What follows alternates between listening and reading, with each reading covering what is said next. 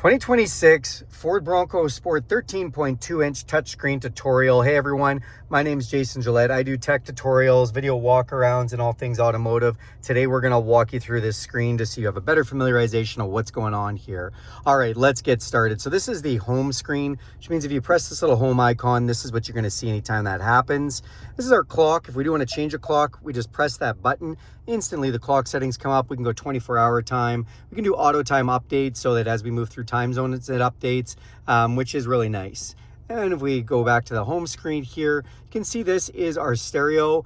This has satellite radio as well as AM, FM, Bluetooth streaming and more. If we press this, it's going to blow up this for our stereo. We can go into our sources, or we can pick AM, FM, satellite radio, Bluetooth audio. If you have a smartphone connected and enabled for wireless Apple CarPlay or Android Auto, then your apps and everything can come up on this screen and you can use that for audio source as well. Or even if you just use the Bluetooth connection, obviously you can use Bluetooth audio. Back out of here, go back to the home screen, and then you have your add phone. So when you go into add phone, again, you can add it as a Bluetooth connection, or you can do wireless Apple CarPlay or Android Auto. So when you have those settings enabled for the Apple CarPlay or the Android Auto, your apps will come up on this screen. You will have a little CarPlay or an Android Auto sign right here. And when your apps come up, you'll have like Spotify, podcasts, audiobooks, maps from your phone like Google Maps or Apple Maps. It's really pretty awesome. Then over here, we've got a couple icons. So this one is for the notifications and signals from location services. Just shows you what's going on with that, much like an iPad or anything like that. And then your connection. So this does have a modem and you can see what it's connected to. You can buy a data plan for this car and connect up to 10 devices and be able to hotspot from the vehicle if you'd like, which is kind of cool. Then this is the outside temperature, which I've got it in Celsius. It's 13 degrees Celsius outside. If you're watching this video from the States and you think it's super cold at 13 degrees Fahrenheit, I assure you it's not too bad today. Settings, if I go into settings, you will see we've got a host of settings. I'm not going to go through every single setting in here, guys, because that will take a long time, and I'll do another video on that one. But let's just go through some generic. So satellite radio, clock, how to add your phone, you can do from in here too, sound settings, display settings, connectivity for that data plan I mentioned. I'm going to just pop into general for a second to show you this quickly. This is where all your unit of measurement and languages and like touchscreen beat. This is also where you do a reset, and if you want to do either a hard reset on the whole system and erase everything, or just reset the app so you can pair the app if you're a new owner of the vehicle or in a rental or something. Then we can go into vehicle. I'm just going to dip in here. This is where all your kind of settings for windows and different things are. It does have a 30-minute max idle. You're going to want to turn that off if you're going to idle your vehicle longer than 30 minutes. Remote start, wipers, lighting, locks, all that is in the vehicle settings. Come over here. This is where you can enable your vehicle hotspot if you have the data connection. 911 assist goes with your phone. If you've got your phone connected, it can call 911 if it thinks you're in an accident. Mobile apps, like again, your Apple CarPlay and Android Auto. Valet mode means that you can set up a PIN code, and then when somebody takes your car for valet, they can't control any of the settings. They can just go park it. That shows you any software updates, and this is a little tutorial for Ford Assistant, and that's your voice recognition system. Back to the home screen, features, and we press this one. So you can actually record feedback to give Ford a little update of if you're liking or disliking any features. A digital owner's manual you can go into. Towing, so if you have a tow package equipped or get one put on, you can do in some different towing settings. And driver assistance, we're going to dip into this one. This is where all your safety features are, including your auto hold ability. So if you've never used that before, you can basically have the vehicle come to a stop, take your foot off the brake, and won't go anywhere till you touch the gas.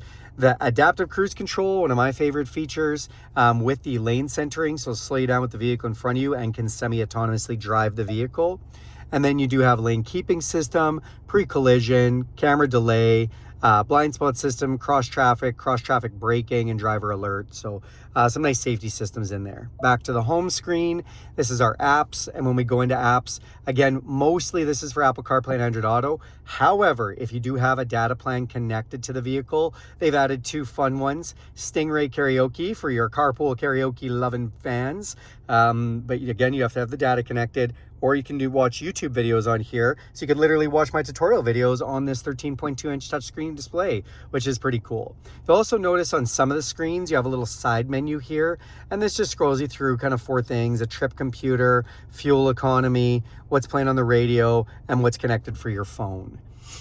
Back to that home screen, so that runs you through most of that. Then down below, we've got a couple of settings for our climate controls. See this little A here? That's because we can set our heated seat to 3 different levels, or we can have it hit automatic mode, where it just turns on when it feels the ambient temperature gets a little bit low. Then we do have our just temperature control, which we can go plus or minus to control, or we can slide our finger up and down. I like that they've done that. Gives us a couple ways to do it. This is for recirculatory air. So if you don't want fresh air coming in the cab, if you press this button, it'll just recycle the air. Don't use that one in the winter if you live in a cold climate where there's snow, because if you use recirculated air in the winter, what can happen is it will melt the snow on the floor. That will recycle up into your electronics. Then it'll freeze when you turn the car off, and it'll cause all kinds of havoc with your controls. So do not put on your recirculating air in the winter if you live in a cold climate. Auto climate control. So when we press this, you can see 3 different lights, and that's fan speed. So then when I put it in auto, it's going to make it hot or as cold as it needs to hit the temperature I've set it to. And then I can have it on low, medium, or full fan, which is kind of nice. Max defrost turns on our windshield defrost and puts it on as hot as it can with full fan. This is for our vent settings, so we can see defrost, face, and floor. And when we press these, you get a little animation, which is pretty cool. Ford is also one of the only ones that allows you to do all 3 at once, which is pretty awesome. I do love that. And then we do have the max AC button here too, or just turning the climate control off. Max AC will put on the face vents as cold with as much fan as it can to cool off quickly. Press that down. This is for your heated mirrors and your heated back window.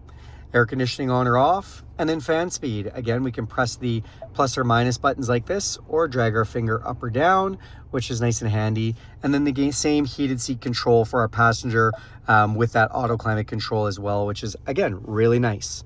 All right, guys, that is the 13.2-inch touchscreen tutorial. Thanks a lot for watching this video. If you have any questions on this video, throw those in the comment section below.